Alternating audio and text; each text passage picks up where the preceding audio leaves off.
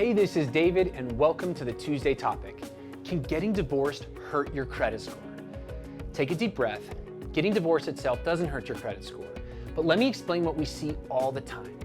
So, you've married the woman of your dreams and you buy her the house and car she's always wanted. Things are great until you find out she's having an affair with an 80-year-old guy that she met at the gym. So you call it quits. In the divorce, the judge awards her the house and her the car, which you're totally cool with because they only remind you of her and that 80-year-old guy anyways. You're moving on. A year goes by and you've met a 20-year-old at the gym and you decide to settle down and buy a house.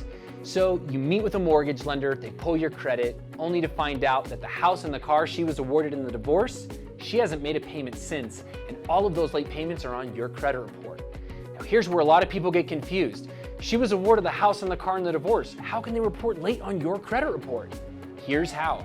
The original agreement that you had with the bank when you borrowed the money for the house and the car was that each one of you would make the payments until the balance was paid off if the other person didn't.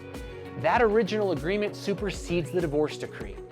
Now, divorce isn't ideal, but the ideal situation in a scenario like this is if she's awarded the house and the car in the divorce, she needs to refinance them right away into her name.